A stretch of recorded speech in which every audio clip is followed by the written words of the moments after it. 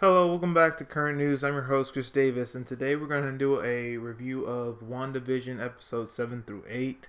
I was going to do episodes 7 and 8 separately, but I missed episode 7 last week. Missed creating a review of it. I was planning to, but I got busy with other stuff. I was really working hard on that. Um, the Texas power outage review, so I didn't really have time to make the WandaVision one last week. But I'm doing an episode 7 through 8 review because if I do just the 7 review, the 8th review, which is pretty much everyone has it out right now, is gonna be old. So I'm basically gonna do 7 through 8.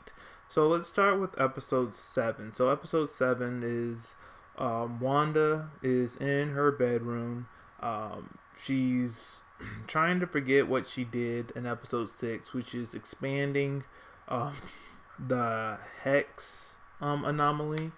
And when she did, she put some sword agents in there, and now they're clowns. Now, I don't know if that is supposed to be some kind of hidden reference that, like, she thinks that they're clowns or something, or that has something to do with Sarkovia or with her ethnic background.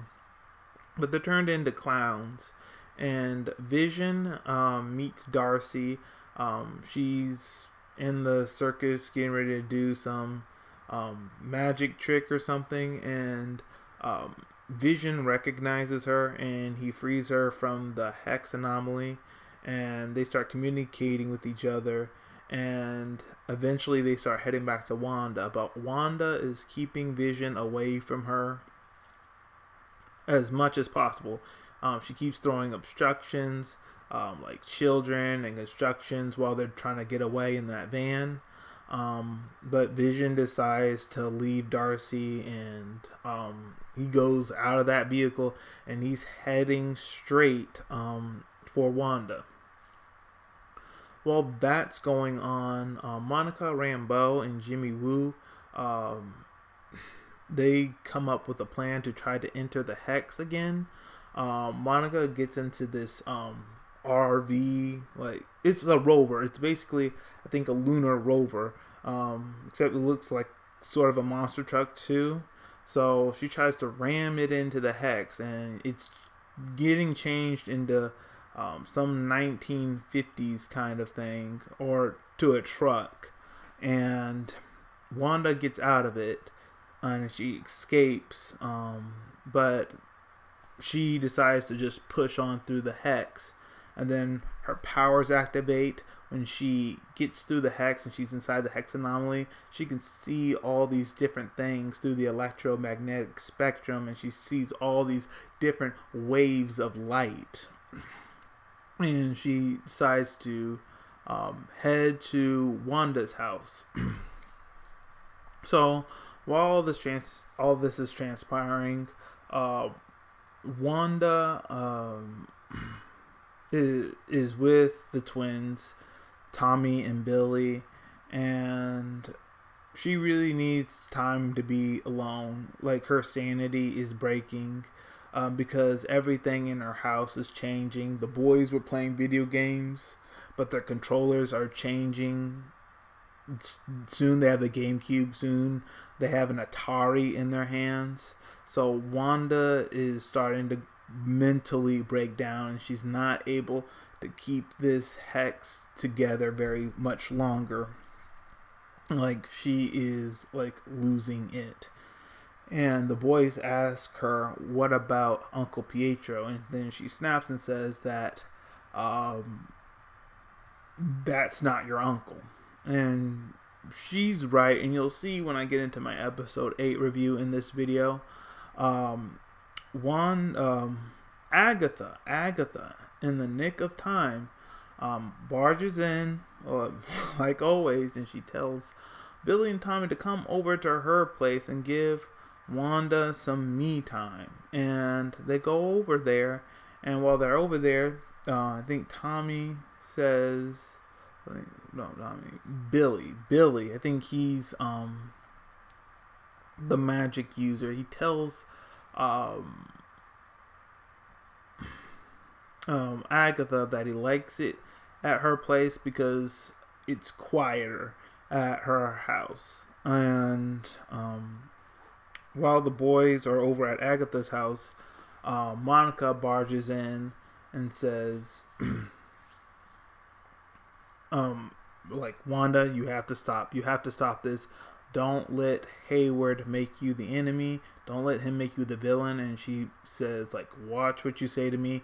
Maybe I'm already am the villain. And I'm paraphrasing that. But Agatha, again, comes in the nick of time and grabs Wanda and takes her over to her place.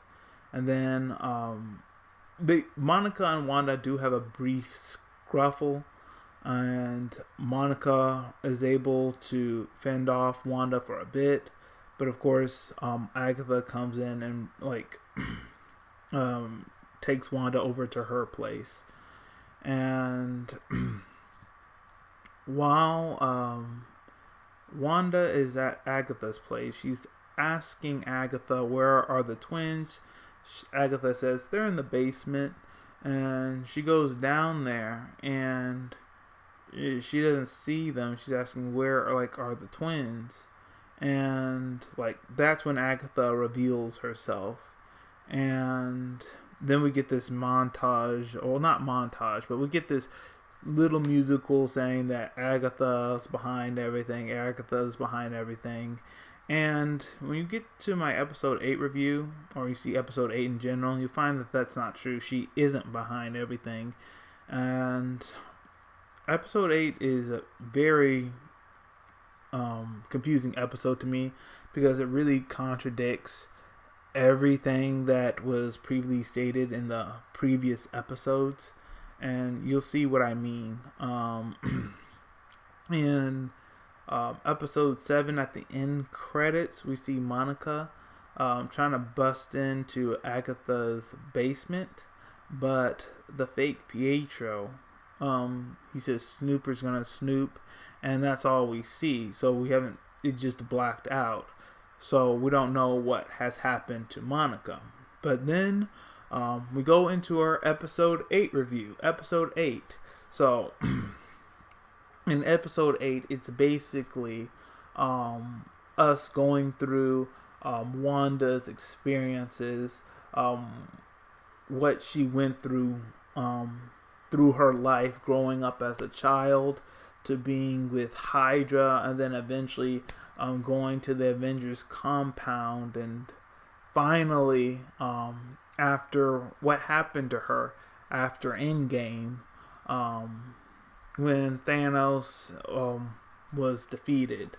And basically the reason why episode 8 is so contradictory to the previous episodes is because we've been led to believe this entire time that Agatha Harkness was behind the hex and she was manipulating Wanda. Certainly in the previous episodes 1 through 6, they let us all believe that there was more to Agatha than what she let on. And then at the end of episode 7, they tell us that she was behind everything. But in episode 8, we quickly find that she's not behind everything. She hasn't been controlling Wanda at all. In fact, what we find out in episode 8 is that she's really trying to figure out how did Wanda make all this happen? How did she do it? To Agatha, this is impossible. So she takes Wanda through memory lane to figure out how she was able to create this hex anomaly, this alternate reality, and that's where we, the audience, figure out how she does this. We see Agatha's back. We see Wanda's backstory, and we saw her growing up in Sokovia. Saw a lot of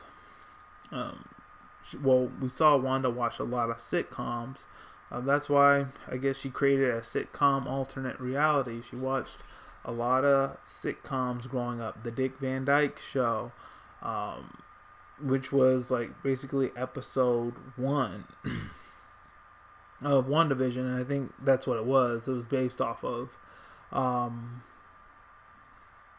But yeah, we go through her memories, and then we see her time at Hydra, and we see how she really got her powers. She got her powers from an Infinity Stone, the Mind Stone, that was in Loki's sphere.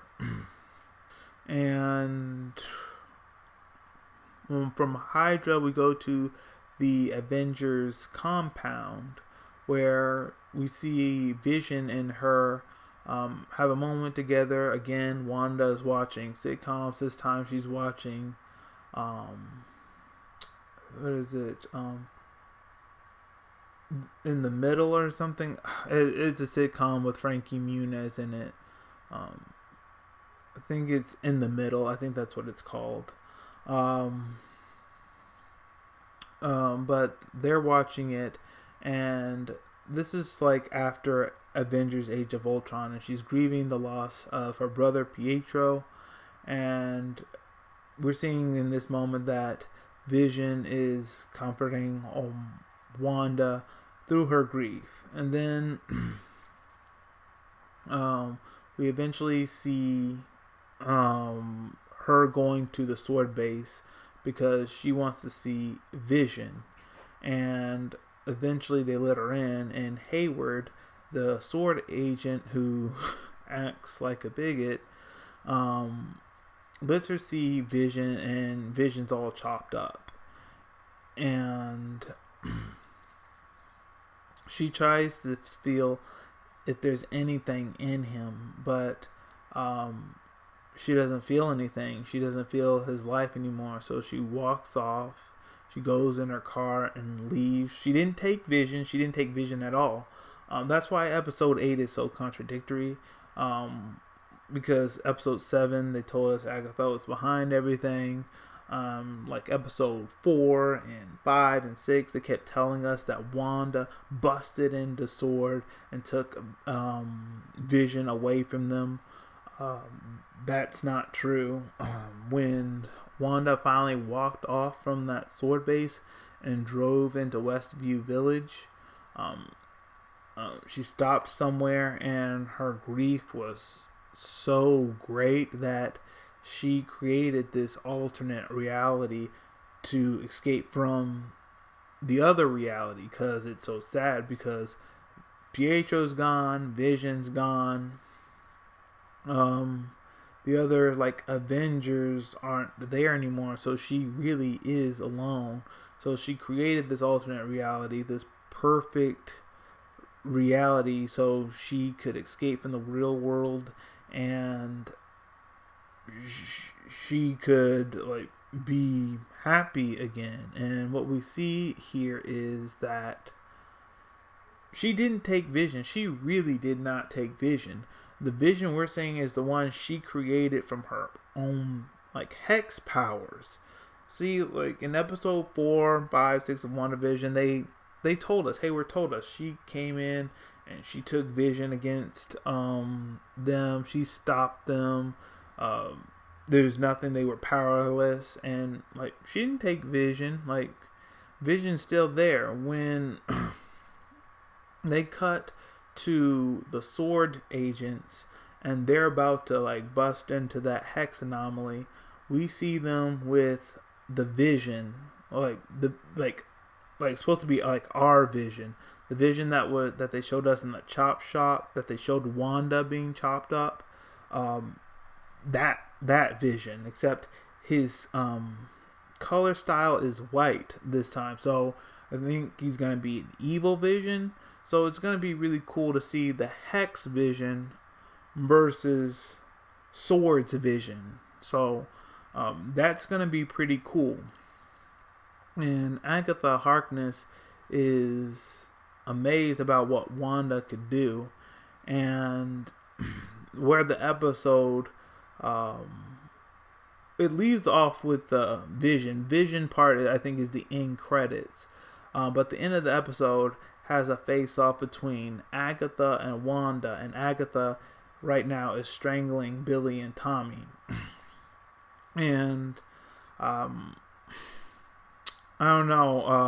I'm probably gonna have to make a separate video on this about what I think episode 9 is gonna be. That would be a great video, but it's going to be. I think episode 9 is gonna be the finale, and it's gonna be a Wanda and I think an Agatha face-off, most definitely. I think we might have a Vision versus Vision face-off, and that will be really cool. Overall, I really liked episode 7 through 8. 8 really, I guess, contradicted like everything, because they told us that, oh, Agatha was behind the whole thing. Like, literally, they were telling us that she was behind the whole thing. But now in episode 8, she isn't behind everything at all.